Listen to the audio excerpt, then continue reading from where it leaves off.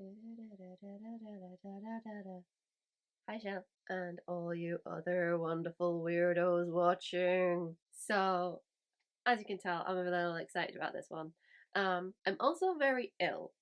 So, I have my I'm ill tea, which is lovely and honey.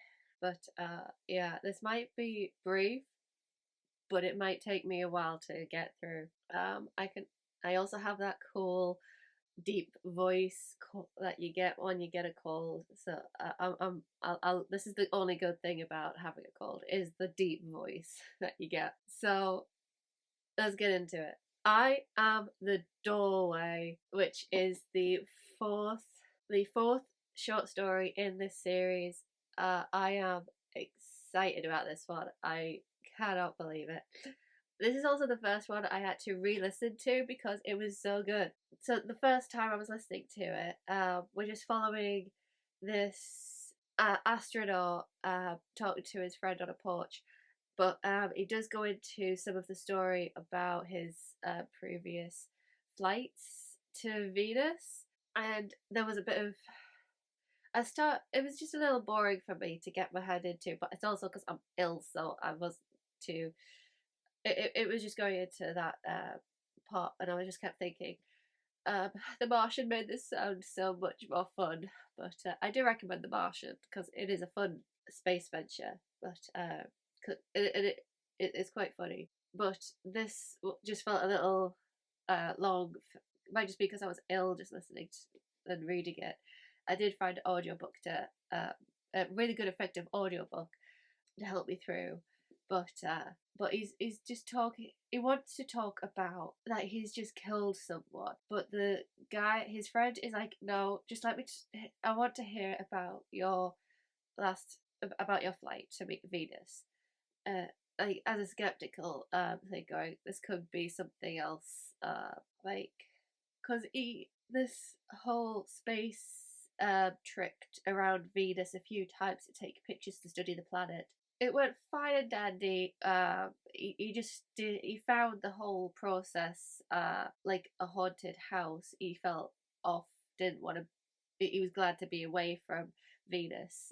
But when he got back, it was actually the descent went wrong, and his co-pilot, the fellow astronaut with him, died, and it left our protagonist Arthur basically in a wheelchair, and it was pretty bad.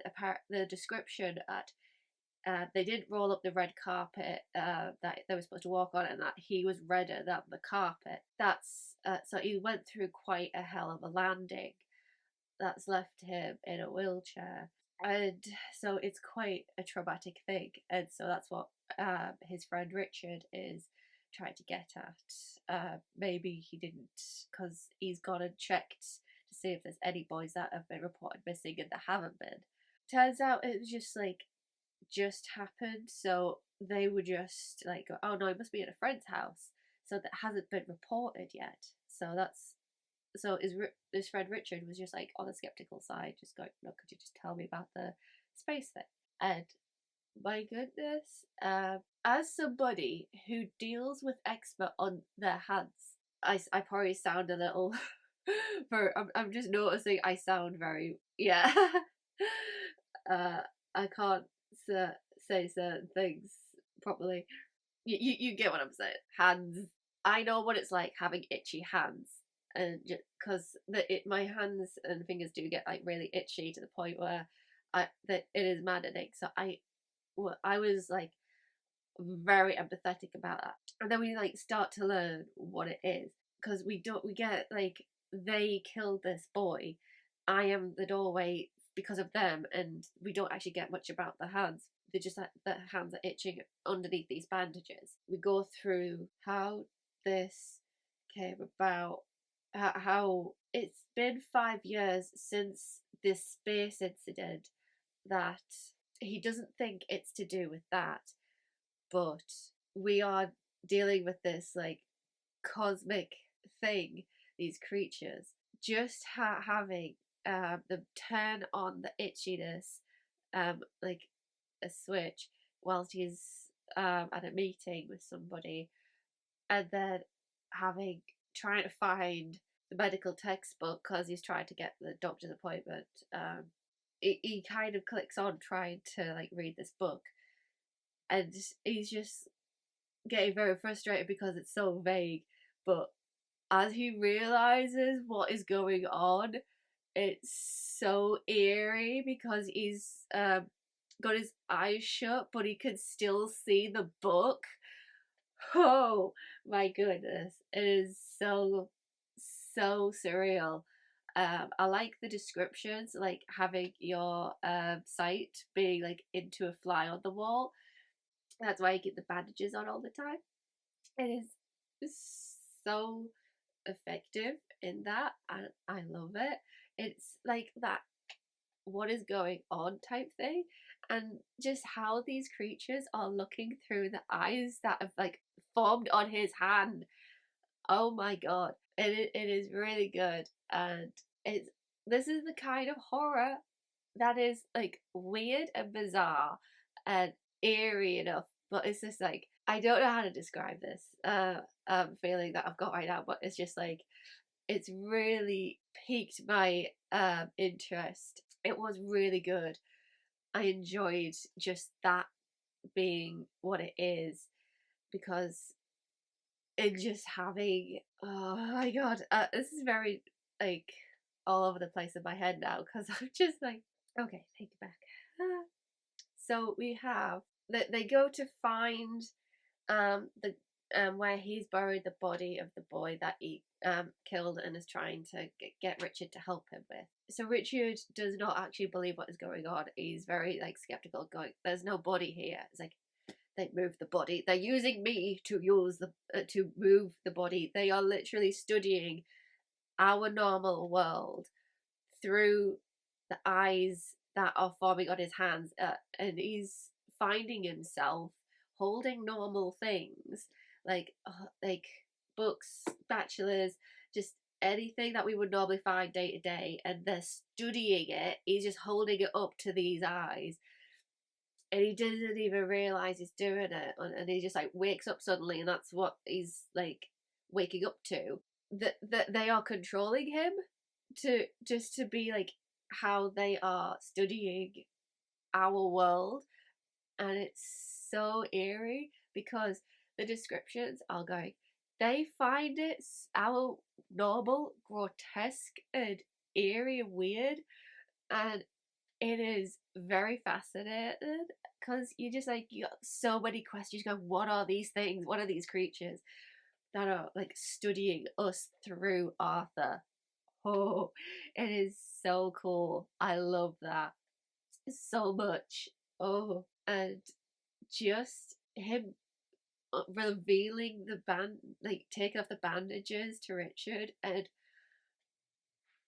I was not even expecting that. I was expecting what happened with the boy, because we do get it's not happening like uh chronologically. This is happening like in a few flashbacks as they are going to find so from the porch where they are talking about what happened, they are like flashing back to the space that incident. They are flashing back to the boy, and then as they are going to find the boy, they are we've got that flashback of him killing the boy, and oh my god, that is so eerie and effective.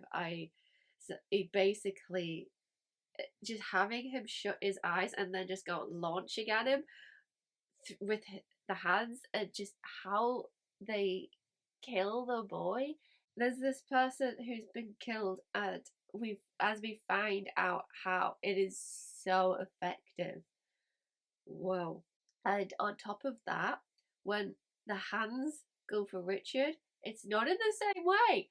And it's so eerie how they just like go up into the sky, going, clouds, answer me, and then it is so eerie. You don't know how these things are doing what they're doing, and that's very intriguing. It's just like alien species, but they're not anything like we see in like Star Wars or Star Trek. No, no, this is like cosmic horror done different. This is like they have a different way of operating and they have a different way of seeing things, and they are kind of repulsed by us almost, and so they're just like, oh. And I love how Arthur's response is he's got to just stop the eyes from seeing, and so he's just burnt his hands just to get them to stop because two people have died now. And as this is a whole retrospective what has happened, and he's just talking through. I think he's typing this whole story out to explain what has happened and why he has taken the measures he has, because they come they are coming back. It's not over just because he like stopped it from his hands. Oh, just the scale of the unknown in this is also very appealing as a horror story. So I'm definitely enjoying this one so much, to the point where I re-listened to it, to the point where I went back and reread it, and just picking up on the same things but in a different way, because I know what has happened and why they're doing it, and it's just like, oh, just picking up on the same things differently. It's definitely worth like reading once and then rereading it, just because. And I was able to pick up on the spacey stuff a lot easier the second time, I think, just because my brain was in need of doing it. Again, I'm ill, so I really enjoyed Eye of the Doorway. Oh, I love.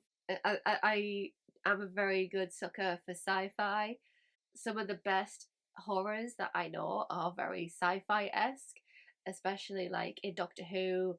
We've got the I think it's called Midnight, but the one where he's on a crystal planet and there's a repeating creature that's embodied somebody, and it's just that eerie unknown of what it is, and you don't know its extent, but it's like taken over somebody and it's repeating everything until it catches up and until it like overtakes.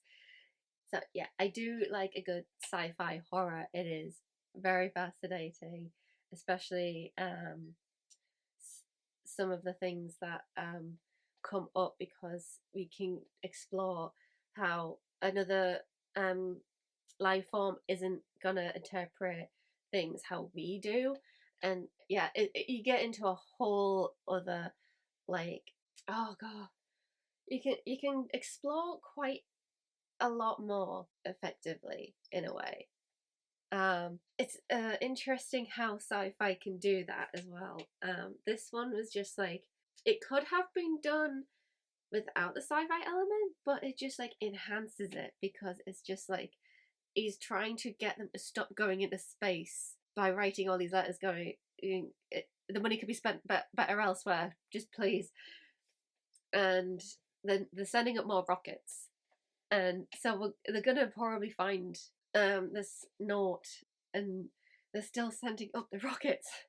this, so somebody's gonna end up coming across the exact same thing, probably, and it's just like, oh no. So yeah, this was a really good one, and I definitely enjoyed it. But yeah, that was this week's short story, and despite being ill, I had to talk about it. It's really good. I think I might have to pre-record a few videos just to have a backlog, just in case I fall ill again, or maybe go on holiday and have just a week off where I can just sleep. That might be an idea. That might be an idea.